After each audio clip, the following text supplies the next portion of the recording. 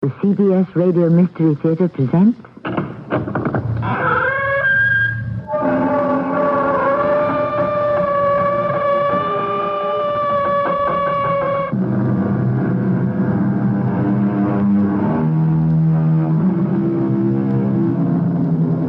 Come in. Welcome. I am Tammy Grimes. We live by, swear by, and die in a technological world.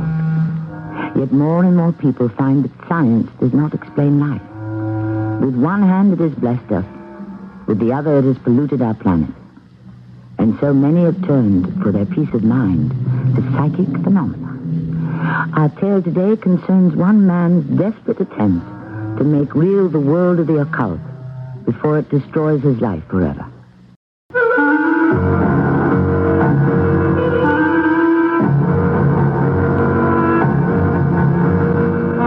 Our mystery drama, The Tool Shed, was adapted from a story by Henry James, especially for the Mystery Theater by G. Frederick Lewis, and stars John Vickery.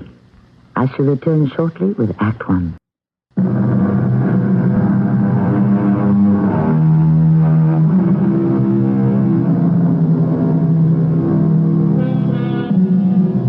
Turn back the clock 100 years. Even then, the secret art of the metaphysical was already centuries old. The leading exponent of that esoteric science is the British author Martin Haseltine, who has just published a book that has raised Victorian hackles, eyebrows, and fears, which is why our curtain rises on the sanctum sanctorum of the London Times, the office of its distinguished editor, T.R. Purcell. Robinson, have you completed your feature story on Epping Forest? Yes, I have, T.R. Queen Victoria gave a nice speech, said that from now on Epping Forest was the preserve of all the English people, a gift from the Crown, etc., etc. Ah, how did the old girl look? Considering she's 71, she's in fine health and great spirits. Said something interesting, that the world should go back to nature, to the natural, that we're too preoccupied with the strange and secret arts. And I think she was talking about Haseltine's mumbo-jumbo. Mumbo-jumbo? Yes, all that mumbo-jumbo in that book he wrote that's spreading like wildfire. Ah, that's why I called you into my office. I went to school with Haseltine. Actually, I was just graduating as he was entering, but I know him. I have arranged for you to go down to Dover to get an exclusive interview. The first he has ever given to anyone. T.R., that's a fabulous assignment. I've always wanted to meet him. I think he'll take to you, Robinson. Start with his current novel, Gods of Egypt. There's no question it is influencing the growing cult of adherence to black magic in England and through the continent. Black magic exists in America, too, I understand. I hear that certain passages in Haseltine's book are being used by worshippers of the occult, and more have begun to practice the Black Mass. Is that evil? Check the files, Robinson, for unexplained suicides. That will tell you. Practitioners who have jumped to their death from bell towers, even from the Dover cliffs where Haseltine lives. There's no explanation. The ones who have survived claim they believed they had wings and would fly. Opium? Possibly. When do I go? Haseltine expects you down in Dover tomorrow, so catch the earliest train you can. And, Robinson. Yes, T.R.? Disabuse yourself of the notion that all this is mumbo-jumbo, as you call it. It is very real.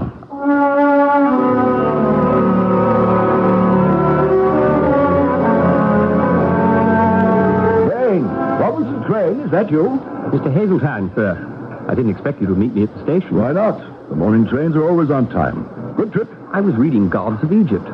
Time went very quickly. Ah, good man, good man. Doing your homework? No, for pleasure. It's the third time. You don't say so. How's Purcell? Oh, T.R. Just fine, and he sends you his regards, and he's grateful you're giving the Times this interview. I can't think why he didn't ask me before this. I've been in print for 20 years. Come along, we'll walk it. Can you manage that bag? Oh, yes, sir. And you'll have to stop calling me sir. Call me Martin. I gather quite a tornado has blown over Gods of Egypt. It's all history. I set the novel against what happened. what people used to believe in.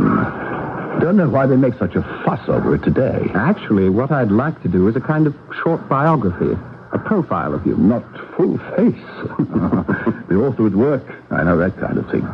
Now, my door is open to you. You will meet my wife, my secretary. I have a little boy, marvelous child. He's 7 and... Well, write whatever you wish to write. You said too much attention was being paid to the gods of Egypt. Misdirected attention. That's why I agreed to have you come by. I want to set the record straight. I don't believe in witchcraft. One scrap never did. Never will. But there is a purely historical background to my novels. I'll certainly be glad to help you, as you say, set the record straight. Oh, no. This is our house. One thing more, Robinson. You may find my little family have some peculiar beliefs, habits, quirks, things that appear different to you. Take them at the face value. Don't interpret their actions. Well, here's the gate. What a view. The channel's very calm today, isn't it? Uncommonly so. Gwendolyn, come and meet a top-notch feature writer from the Times. That beautiful girl walking toward us, believe it or not, is from America. She's my secretary. Very good, too. Helps my wife with the housekeeping, taking care of the little boy. Gwen, I'd like you to meet Robinson Crane. He's going to write about us. How do you do, Miss... You can call her Gwen. Everyone does. Yes. How do you do? You mind if I call you Robbie? Not at all. I suppose you Americans give everyone nicknames. Martin, may I see you alone a minute? No, you may not. You may talk to me here and now. No, but... There are no buts. It's about Dorothy. If you'll excuse us, Robbie. He will not, and I will not. I told this young man he is to write about us as he sees us, warts and all. No secrets, nothing held back. Dorothy is my wife, and Gwen here acts as a kind of mother hen. Dorothy is a very nervous person. Your boy, Hermes, has run off somewhere, and Dorothy can't find him. Come along, Robinson. I'll introduce you to Mrs. Hazeltine, and we'll have a go at finding Hermes. Gwen, my dear, lead the way.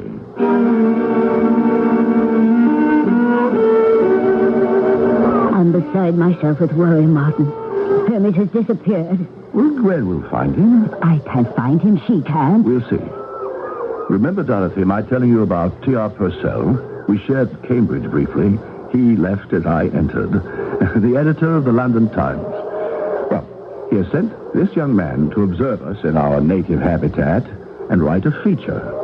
His name is Robinson Crane.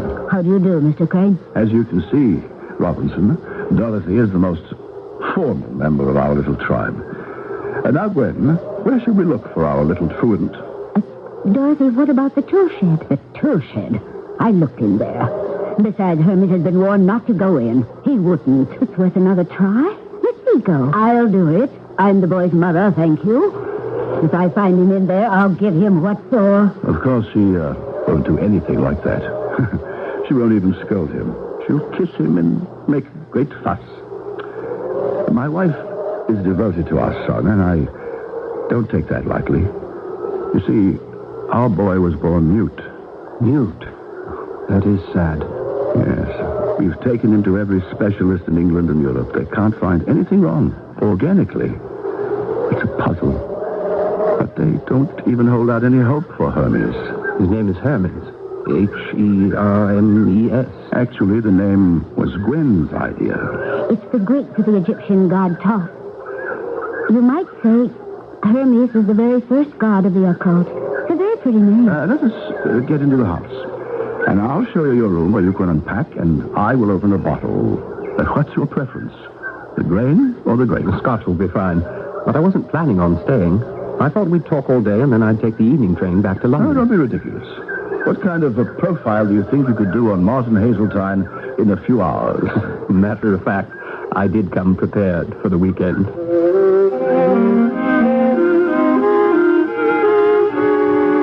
Come in and join us, Dorothy. Bring your little friend. Gwen, Robinson and I are enjoying a taste of the Highland pot still.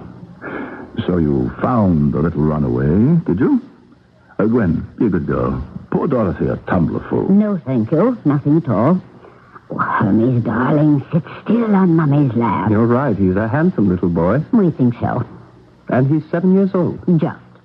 Aren't you, Hermes, darling? Hermes, this is Robinson Crane. He's from the London Times, a very big, influential newspaper. He's going to do a story about us. Where were you, son? In the tool shed, just as Gwen said. Sitting on the floor. I can't understand it. He wasn't there when I looked before. It's his magic carpet. Wish I had a place I could disappear from sometimes. Is there something about the tool shed that's dangerous? Oh, how stupid of me, of course. Sharp garden tools. He's right. We should keep it locked up. What garden tools? Nothing is stored in there. Oh, Dorothy, you know it's completely empty. Always has been. Hermes just likes to go there and sit on the floor. Hermes, come to your father. Dorothy, let him go. Well, if you won't put a padlock on the door, I will. Dorothy, did you hear what I said? Let the boy go, so that he can come to me. I'm taking him upstairs to bed. Up we go. To bed? It's not his bedtime. Time for his nap. Mr. Crane, I hope you enjoy your stay with us. Martin will have a lot to tell you about his books, I'm sure. Mrs. Hazeltine, I think the Times readers would like very much to know the feelings of the wife of a great writer, especially what you think of his books. I'm sorry I shan't be able to accommodate you. I have not read any of them, and I don't intend to.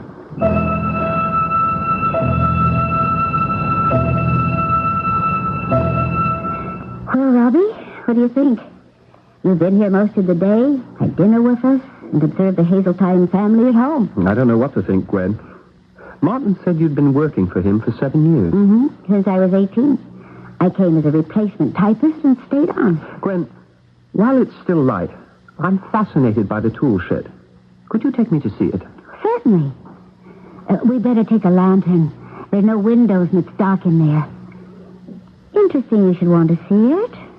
Do you know why you do? Curiosity, I guess. It's as though something inside me tells me this story on Martin Hazeltine begins in the tool shed. Don't ask me why. I couldn't tell you. I'll get the lantern and we'll go see for ourselves.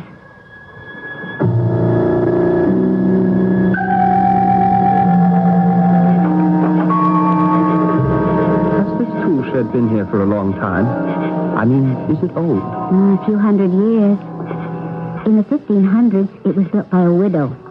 She lived in this tiny room. She was accused of being a witch and was stoned to death.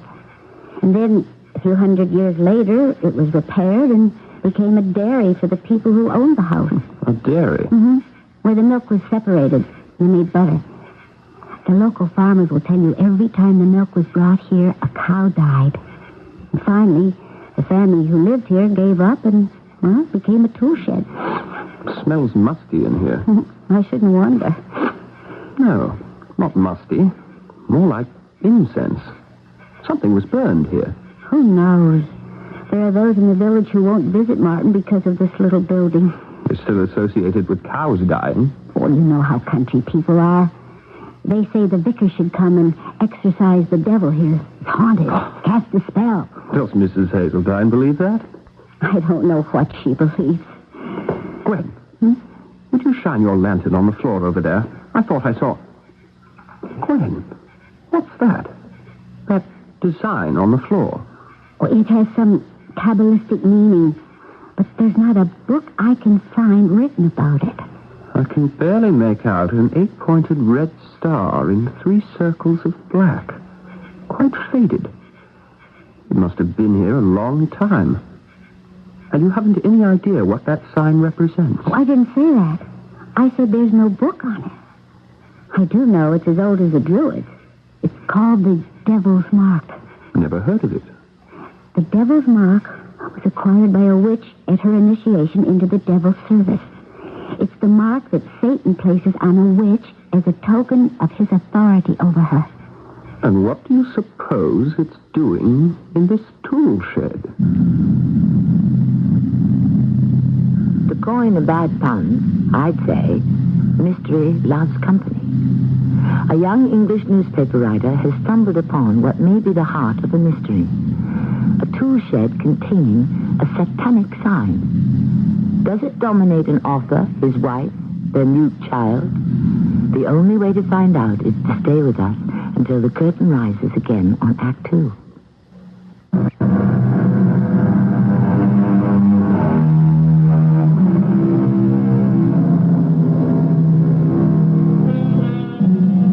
It's a good question to ask oneself. How much should one dabble in the unknown? Dig at the mystery of the supernatural. Probe into the paranormal. Back 100 years in the England of Queen Victoria. Avant-garde author Martin Hazeltine did just that. Was it worth it?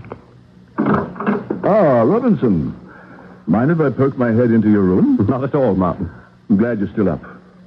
Would you like to come to my study and have a start at the formal interview? I certainly would. Not too late for you, huh? I'm used to late nights. By the way, I hope you don't mind. After dinner, I asked Gwen to show me the tool shed. I hope you won't regard it as snooping. I promised TR you would have a free rein. So she probably showed you that primitive drawing on the floor. The devil's mark. Gwen is quite a bright girl, but about that, she is mistaken. Let us go to my study.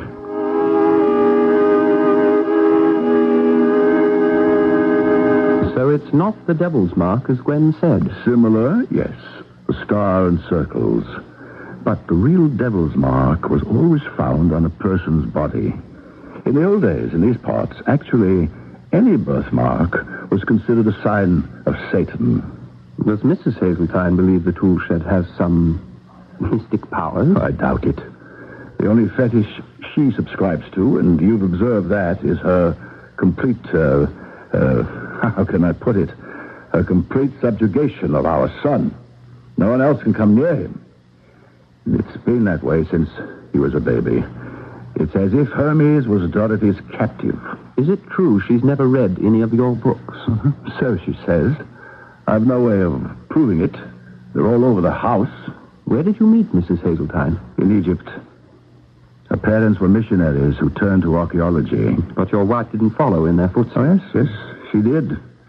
But just 1 week after I arrived, she suffered the terrible shock of seeing both her parents fall from the top of an Egyptian tomb to the edge of the Nile below. They died? A terrible tragedy. The fall broke their necks. I hoped Dorothy would recover when she returned to England. I saw something of her, started writing, and then lost track of her. Then one day I went to the British Museum where she was working, and I asked her to marry me. Now you can understand her reluctance to dip into the pool of the unknown. Excuse me. Gwen, what on earth are you doing up at this hour? Martin, I think you should go to the boys' room. There's something wrong. Thank you. Thank you for telling me. I will be back as soon as I can, Robinson. Would you like to continue the interview in the morning? Not at all. I do my best thinking at night. I hope I won't have the same trouble with Dorothy I always have. What did he mean, Gwen? The same trouble he always has. The same trouble. It's a constant battle between those two. Has been ever since Hermes was born. Oh, Dorothy's always been afraid the boy will fall under his father's influence, particularly his writings. But he's not nearly old enough to read those complicated books yet. She's never explicit about her fear. All I can say is Dorothy believes the boy's mind will be damaged by any association with his father. Such a beautiful child. Hard to believe nothing can be done about his affliction. Oh, but Hermes can hear and understand everything you say. It's just that he's unable to talk. Gwen, pour me a drink. Is the boy all right? I am not to know. Not to know? Dorothy has locked herself into his room and will not let me in. Oh, not again. I think this has gone about as far as it can. Martin, what are you going to do? What can you do? Tonight, instead of sleeping, I shall try to come up with a plan of action. Children, I bid you good night. Oh, before I forget, Robinson, here is the first chapter of the new book. I thought of calling it Demons of the Mind. I'd like you to look at it. Now, my chickens, off you go to roost. Martin Hazeltine needs to be alone, and action is what is called for. Well, good night, good night. And close the door after you, will you? Good night. Oh, he's being bitter, resentful, sardonic. He's deeply unhappy about all this. He loves Hermes. He adores the child. Why does his wife do that? Do you know that she's never asked for one page he's written? Yes, she mentioned it. It's hard to understand. I hope your visit will help. Me? Being here? Well, for one thing, Robbie, you are the very first person he's ever let see any work in progress. There's a sympathy between you, I can tell. He certainly has my sympathy. I'm honored to read this. Perhaps it's not too much to hope that Dorothy will also come to like you. Maybe you can be the catalyst that brings the two of them together.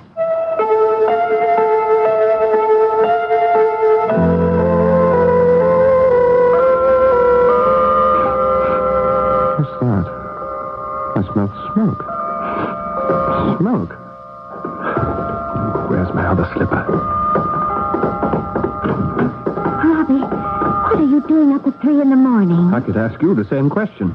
I was reading and suddenly I smelled smoke. So did I. Where's it coming from? Outside. You mean there's a fire out there? Well, I checked the kitchen. It's not in the house.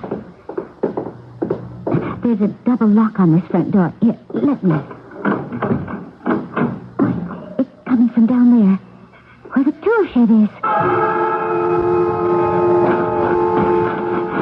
Let me open the tool shed door. Could be dangerous. I don't understand this. I smelled smoke. I know I did. But as soon as you opened the tool shed door, it went. No smell of it. Wait till I tell Martin about this. If you weren't with me, he wouldn't believe it. Why wouldn't he? I don't know how much you know of Martin's book. I've read every one of them. Well, then you know with what reality he portrays the alchemy of time and sorcery. It was Martin who discovered that sign on the floor. But he disowned it. Said a devil's mark was only found on a person's body. Something was happening here just now. I wonder if we ever shall know what. Who knows? 3:30. Might as well get back to the house and use what's left of the night to sleep.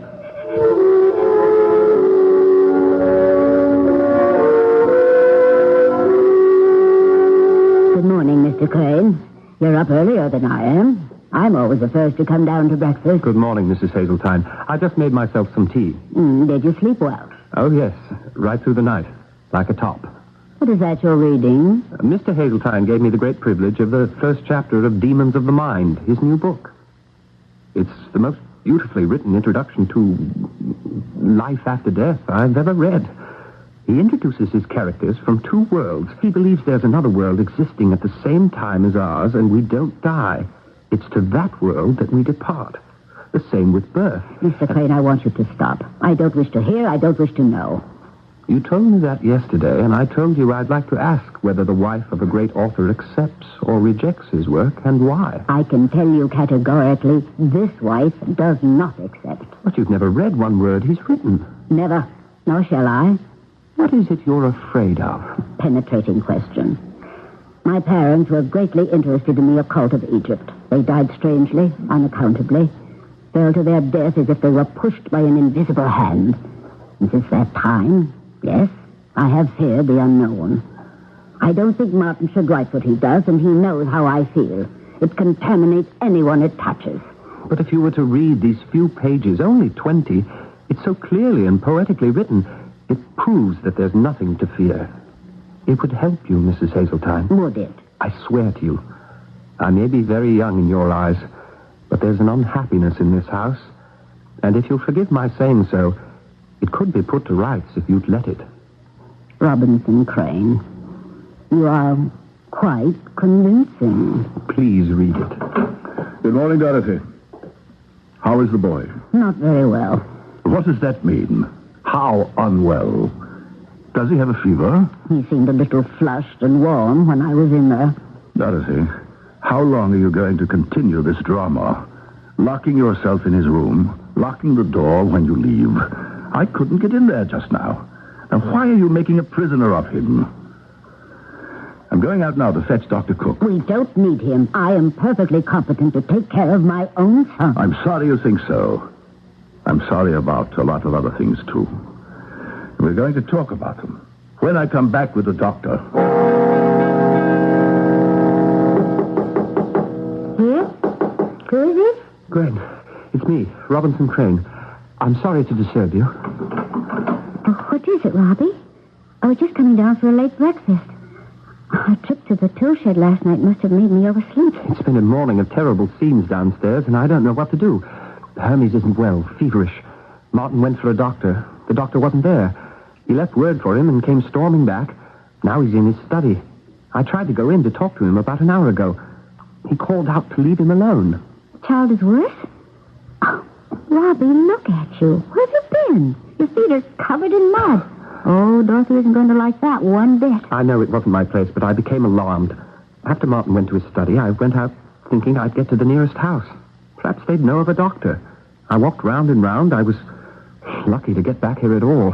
I was lost. Oh, Robbie, the nearest building is a railroad station. Today being Sunday, it's closed down. Whatever made you suddenly go chasing for a neighbor? After Martin wouldn't talk to me, I listened at the door of the boy's room. I could hear Mrs. Hazeltine speaking to him in a kind of strange sing-song voice. It was all very peculiar. I tried the doorknob. It was locked. Then something came over me. One of your premonitions.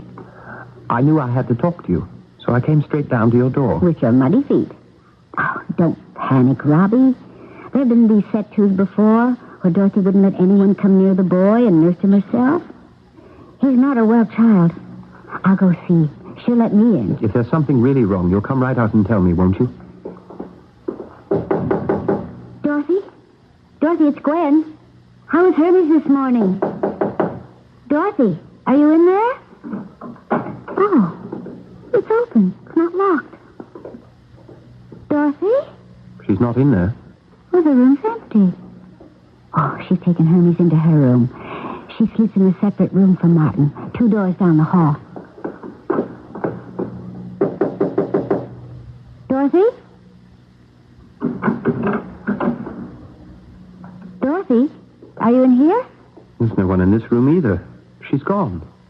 Oh, she's gone with the boy. Could they be somewhere else in the house? There is nowhere else. You came in downstairs, you would have seen them. She's taken Hermes with her. She's never done that before. On the windswept-over coast stands a house, inside of which lives a novelist, his wife, their 7-year-old son, and a young secretary. There is no other house for miles. This house, with its vacant tool shed, adorned with Kabbalistic signs, is like a world unto itself, alone. What is the key to the mysterious actions of those we have met? I am not revealing too much when I tell you it lies in a boy who cannot speak. Perhaps a reincarnation of the god after whom he was named. I shall return shortly with Act 3.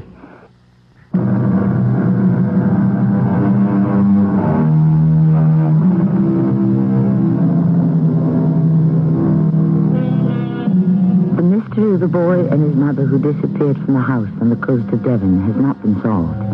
The police are called in, Scotland Yard is asked to help, and finally, Robinson Crane, feature writer for the London Times, unable to complete his assignment, returns to the city. Weeks pass. Robinson, Yes, T.R. I called you in this morning because there's been a development in the Hazeltine affair. I just got word the boy was found, but the mother is still missing. Fantastic. How is he? That's one of the things I want you to find out. Take the first train out of Victoria. Get yourself over there. Have you read what I wrote on him and his family? I did the best I could to give it an ending. Yes, I went over it last night. The only trouble is it ends with a question mark. After I get down there, maybe I can change that question mark. I'm hopeful. It needs an exclamation point at the end. Why did she keep her son from his father? I touched on that. Well, barely. You never explain what's behind her fear. And finally, now that the boy has been returned or found or whatever, where was he? Who kidnapped him? T.R., the child is mute. He can't talk. Tragedy. But he can hear. Oh, yes. Nothing's wrong with his hearing. Is he old enough to write out answers to questions? I don't know. Maybe. Simple answers. I only saw him once. You will be seeing him again in a matter of hours. I wish you well. It's a strange house filled with strange people in a very superstitious part of England. Just wish me safety.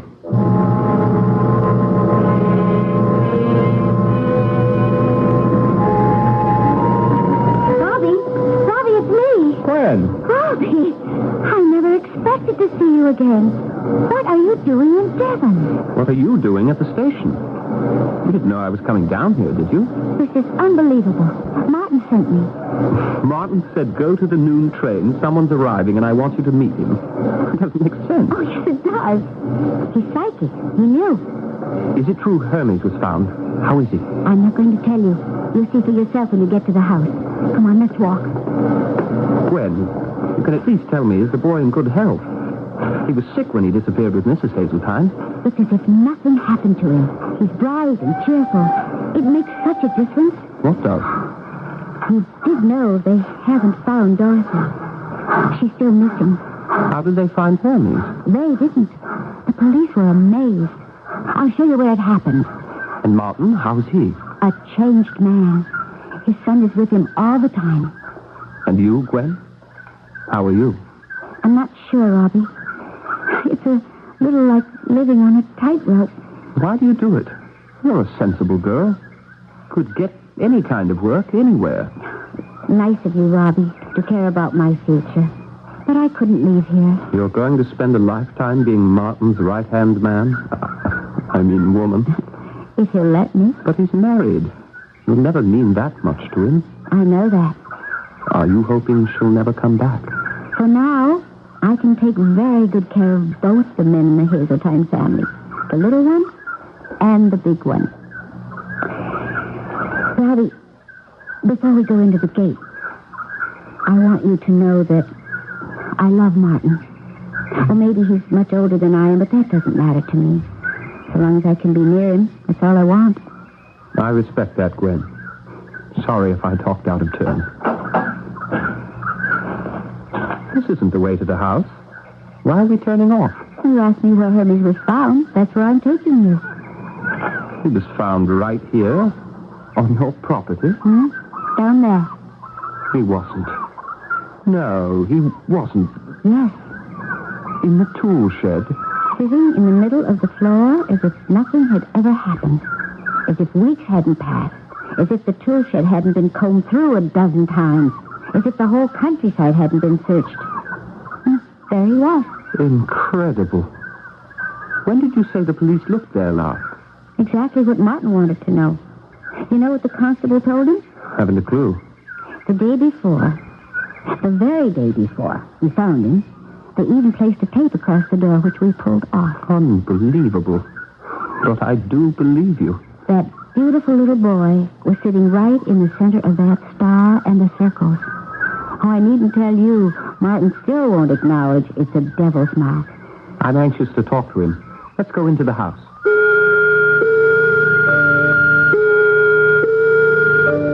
Yes, Robinson. I am a changed man. That is, to some degree. I still worry about Dorothy. Did she leave of her own accord? Did someone take them both? Can't you get an answer from Hermes in some way? It's hopeless. He actually knows nothing. It's as if that little boy's mind went blank for all those weeks he was missing. By the way, where is Hermes? I was hoping he'd be right here in your study, sitting on your lap, Martin. That's where he generally is, on the lap of his papa. I put him to bed for his new nap. But I think he'd like to wake up and greet his Uncle Robinson. I told Uncle Robinson where we found him. In the tool shed, as if by miracle. Right. It was definitely a miracle. That must be the workman. I'll go. If Robbie's staying and hasn't eaten, will you do something about that, Gwen? Yes, I will. Go along. I have eaten, and as for staying, I plan to until I can wind up this story. I know that between the two of you, there are a dozen things left unsaid. Oh, don't fret, Robbie. You know enough about the great Hazeltine to write 3 stories. But not what my editor wants to know. By the way, that manuscript chapter you read of Demons of the Mind, he tore it up and started all over again. It's much less fearful and more hopeful. Do you mean he now feels that one can make contact with that other world? Yes. And all those people in the darker ages of man who were persecuted for being sorcerers and witches actually did step into our world from another. Gwen, is that the secret? Are you saying that that's where Dorothy and Hermes disappeared to? They stepped into another world? It would explain a lot, wouldn't it? Why, the boy's mind is a total blank. Does Martin believe it? That's what he's been comforting himself with all these weeks. Oh, Martin, what is it? You look white. They found Dorothy. She's dead. Oh, where? Well, not in the tool shed. At the foot of the cliff. Straight down from the rock facing the water. Her neck broken as if she'd fallen from a great height. Gwen, it's the irony of it. You mean because that's the way her mother and father died in Egypt? Maybe it's not a joke of fate at all, Martin. Maybe it was preordained. I knew there was a reason we hit it off so well, Robinson. He sounds like one of us, doesn't he, Gwen? He's got that intuitive reasoning. May I see Hermes? Gwen, our roving reporter is in for a surprise, isn't he? Give me 2 minutes to wake him and wash his face. Didn't I tell you he was a magnificent father? And I want to tell the boy he's about to be interviewed by the London Times. 2 minutes, and then you two come in. All right? My notebook and pencil will be ready. You can come closer, Robinson. You've met my son Hermes before. I certainly have. I heard you were away, Hermes. I'm glad you're back. Thank you. Did he speak? I mean, did he actually say thank you? I have an exceedingly polite son. Oh, yes. Hermes can speak, and speak he does very well. Don't you, my angel? Hello? Queen? He knows my name. This is fantastic. Papa? Papa? Yes, my boy. Papa is here. He will always be here. Martin and I were the ones who found him. Suddenly we were sitting here, and we had this feeling, right here in this room. It came over us so strongly. And without saying a word, we found ourselves heading for the tool shed. There he was, sitting on the floor. And when you saw me, Hermes, what did you say? Papa. Papa. That's what he said. His first words. Of course, he'd been hearing them for years, but he never said them. Have you told any doctors about this miraculous... Not yet. Gwen and I have been too busy enjoying his new ability to speak. Now I shall dress our little friend, and we shall meet you outside in, say, 10 minutes. And the 4 of us will take a walk. Hermes, it was a great pleasure for me to see you so well. I'm going to have to go back to London now, but I look forward to my next visit.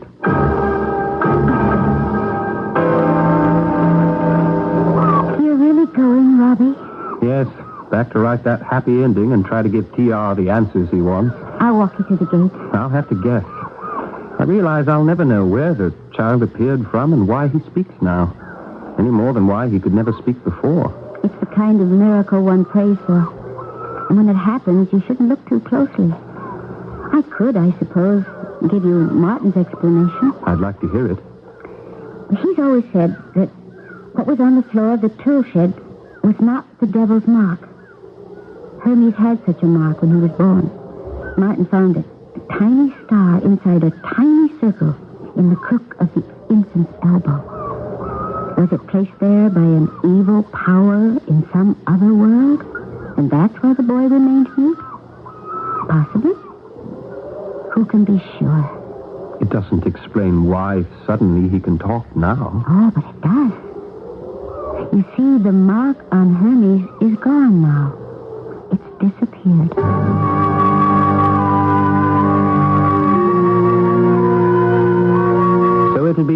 chapter, T.R.? For Martin Hazeltine. In fact, a whole new book. That's the way I'm going to finish off the profile. You know that manuscript of the beginning of the book he was writing? The one he gave me to read, called Demons of the Mind. It was a personal statement. Huh? Who was he writing about? My guess is it was his wife, Dorothy. She must have exercised some kind of dark magic on Hazeltine, and when they shared the making of a son, she tried to keep the boy away from Martin's healthy mind. If indeed Dorothy was controlled from the wrong side of the mirror, she failed. Martin's torn up the old chapters and the old life and is starting over. Any idea what the new book will be about? About a man beginning again. No spooks, no cults, no strings with the past. A man who found his voice and learned to speak. A book about Martin and his own son. A strange story, and yet one full of directional signs to follow. You wonder, at least I do, how many of these marks of the devil are meaningful, or how many are just plain superstition. After all, in Russia, in Turgenev's day, a little mole on the left cheek was regarded as an evil omen, and we know man has been persecuted for less than that. In other words, conclusions are something which even today we shouldn't jump to. I shall return shortly.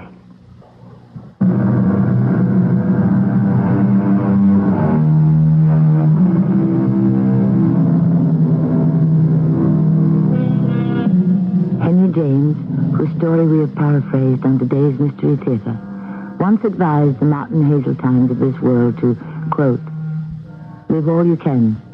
It's a mistake not to. It doesn't so much matter what you do in particular, so long as you have your life. If you haven't that, what have you had? I agree. Our cast included John Vickery, Bernard Grant, and E.V. Juster. The entire production was under the direction of Hyman Brown. This is Tammy Grimes inviting you to return to our Mystery Theater for another adventure in the macabre. Until next time, pleasant dreams.